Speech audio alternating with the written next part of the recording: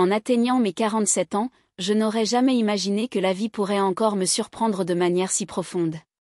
40 ans de mariage m'ont apporté une stabilité que j'avais toujours désirée. J'ai rencontré mon mari Georges au travail, nous étions des collègues dévoués. Avec le temps, notre amitié s'est épanouie en amour. Ensemble, nous avons affronté les défis quotidiens en nous soutenant toujours avec affection et compréhension. Durant notre union, nous avons toujours opté pour un appartement confortable, bien que le loyer représentât une dépense constante.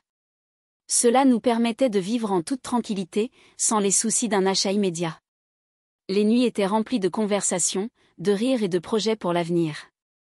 Avec le passage des années, nous avons décidé qu'il était temps de franchir une étape supérieure, acheter notre propre maison. Peu à peu, nous avons réussi à réunir l'argent nécessaire pour le compte. L'excitation était palpable alors que nous cherchions enfin le bien parfait. Enfin, nous avons trouvé une maison charmante dans un quartier résidentiel tranquille, idéal pour que notre famille grandisse. Le déménagement a commencé les premiers jours après l'achat. Des amis et de la famille sont venus nous aider à transporter les meubles et à organiser les espaces. La maison, encore vide, commençait à prendre vie avec chaque objet placé à sa place. Nous avions l'impression de construire non seulement un foyer physique, mais aussi des souvenirs qui dureraient pour toujours. C'est pendant cette période mouvementée que j'ai rencontré notre voisine Maria. Elle est apparue de manière inattendue à notre porte, offrant son aide pour le déménagement. Sa présence était accueillante, et son sourire sincère nous a fait sentir encore plus les bienvenus dans le nouveau quartier. Nous avons accepté son offre, sans le savoir, une nouvelle amitié était sur le point de fleurir. Maria est rapidement devenue une présence constante dans notre routine de déménagement. Elle aidait à transporter les meubles, à accrocher des tableaux et même suggérait des idées pour la décoration. Son énergie positive et sa bonne volonté étaient contagieuses, et bientôt nous nous retrouvions à partager des conversations agréables pendant les pauses. Au fil des jours, notre amitié avec Maria se renforçait. Elle partageait des recettes délicieuses et apportait souvent des gâteaux et des douceurs à notre maison. Ces attentions sont devenues un rituel, et notre foyer a commencé à se remplir de saveurs et d'arômes qui apportaient confort et joie. C'était réconfortant d'avoir quelqu'un d'aussi attentionné à nos côtés. Cependant, tout n'était pas parfait. Georges a commencé à montrer de l'inconfort face à la présence constante de Maria. Une nuit tranquille, il a exprimé ses préoccupations, disant que Maria semblait être une femme très libre et moderne qui ne partageait pas les mêmes valeurs chrétiennes qu'il chérissait. J'ai été surprise par ces paroles, car je n'avais jamais vu Maria de manière négative.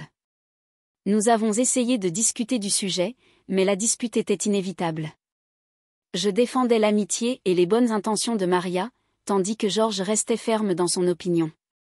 Ce fut un moment tendu, mais nous avons réussi à trouver un accord pour maintenir l'harmonie dans la maison. Nous avons décidé que, bien qu'il ne se sente pas complètement à l'aise, il respecterait mon amitié avec Maria. Même avec la tension, Maria a continué à nous aider avec la décoration et d'autres tâches domestiques. Sa présence est devenue un pilier de soutien pendant la période d'adaptation à la nouvelle maison. Elle organisait également de petites rencontres où elle préparait des desserts et facilitait des moments de convivialité entre nous. Malgré les divergences, l'amitié avec Maria restait forte. Avec le temps, les différences entre Georges et moi devenaient plus évidentes.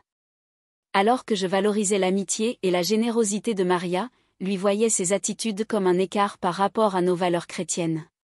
Ces critiques ont commencé à affecter l'ambiance à la maison, créant un environnement de tension constante. Maria, consciente de la situation, a tenté de médiatiser notre relation.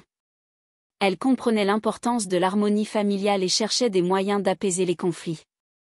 Cependant, ces tentatives étaient souvent mal interprétées par Georges, qui sentait que ses préoccupations n'étaient pas prises au sérieux. L'amitié avec Maria continuait de prospérer, mais au détriment de la paix conjugale. Elle continuait d'apporter des douceurs et des gâteaux, non seulement pour moi, mais pour tout le couple. Georges, se sentant mal à l'aise face à cette attention, croyait que je permettais à une influence extérieure d'interférer dans notre relation. Cela engendrait des discussions fréquentes et augmentait la distance entre nous. Lors de l'une de ces disputes, Georges a affirmé que je devais me concentrer exclusivement sur notre famille et ne pas laisser d'autres personnes entrer dans notre cercle intime. De mon côté, je défendais l'importance de maintenir des amitiés et le soutien que Maria nous offrait. La divergence d'opinion semblait irréconciliable, et le poids des discussions commençait à affecter notre quotidien. Malgré les conflits, la maison continuait de prendre forme, et notre foyer devenait plus accueillant. Les contributions de Maria à la décoration et les petites surprises sucrées étaient appréciées par moi, mais la tension avec Georges persistait. La cohabitation avec Maria, qui était autrefois source de joie, devenait maintenant une source de stress constant dans notre mariage. La semaine suivante, un incident inattendu a bouleversé notre routine. Travaillant dans le magasin de vêtements où j'étais employée, j'ai été témoin d'un petit incendie qui a menacé les marchandises et l'espace. Heureusement, j'ai réussi à contenir les flammes avant qu'elles ne se répandent, mais la frayeur a été énorme. Une fois l'incident résolu, j'ai décidé de quitter le travail plus tôt pour préparer une surprise pour Georges, croyant qu'un geste gentil pourrait apaiser la tension à la maison. J'ai acheté quelques snacks et quelques bières, prévoyant une soirée détendue pour nous deux. L'idée était de le surprendre après une journée stressante, en espérant que cette petite célébration nous rapprocherait à nouveau. J'ai ressenti un sentiment d'espoir, croyant que nous pouvions encore surmonter nos différences et renforcer notre relation. En arrivant à la maison, j'ai ressenti un étrange mélange d'anxiété et d'anticipation. Cependant, avant de pouvoir mettre en pratique ma surprise, j'ai entendu des bruits venant du salon. Mon cœur s'est accéléré, et un sentiment d'inquiétude m'a envahi. J'ai décidé d'observer attentivement par la fenêtre pour comprendre ce qui se passait. Ce que j'ai vu m'a complètement bouleversée. Georges était en train de faire l'amour avec Maria sur le canapé du salon. Il la pénétrait avec intensité, tout en l'embrassant et en lui caressant le corps.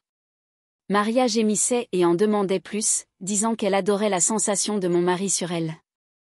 La scène a été un choc terrible. Mon monde s'est effondré à cet instant, et une vague de tristesse et de colère m'a envahi.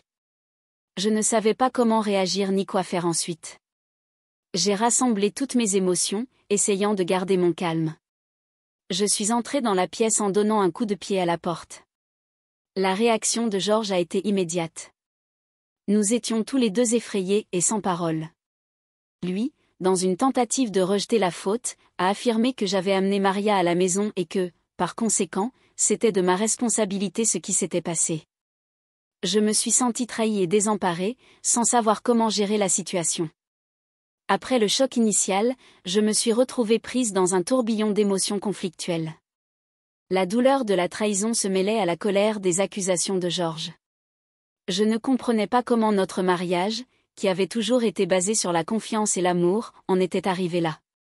Je me sentais perdue, sans direction. La dispute qui a suivi a été intense et chargée de sentiments douloureux. J'ai décidé que j'avais besoin de temps pour digérer tout ce qui s'était passé. Je suis sortie de la maison, courant dans les rues, les larmes coulant sur mon visage et le cœur déchiré. Chaque pas que je faisais était une tentative de trouver de la clarté au milieu du chaos émotionnel. Je ne savais pas où aller ni quoi faire, je savais seulement que j'avais besoin d'espace pour réfléchir à mon avenir. Alors que je courais dans les rues, les mots de Georges résonnaient dans mon esprit. La culpabilité qui m'était imputée me semblait injuste, mais la réalité de la situation était trop douloureuse pour être ignorée. J'étais devant une croisée des chemins, sans savoir si je devais me battre pour sauver notre mariage ou aller de l'avant en quête de mon propre bonheur et de la paix. Cette nuit-là, encore émue et sans réponse claire, j'ai trouvé un endroit pour me réfugier temporairement. La solitude de la nuit m'a enveloppée, tandis que j'essayais de comprendre ce qui s'était passé et ce que cela signifiait pour mon avenir. Les souvenirs des années heureuses avec Georges et des moments partagés avec Maria envahissaient mon esprit, créant un enchevêtrement de sentiments confus. J'ai décidé que je devais parler à quelqu'un de confiance pour me confier et chercher des conseils. J'ai contacté une amie proche qui a toujours été une épaule sur laquelle m'appuyer dans les moments difficiles. Je lui ai raconté tout ce qui s'était passé, de l'amitié avec Maria à la trahison de Georges.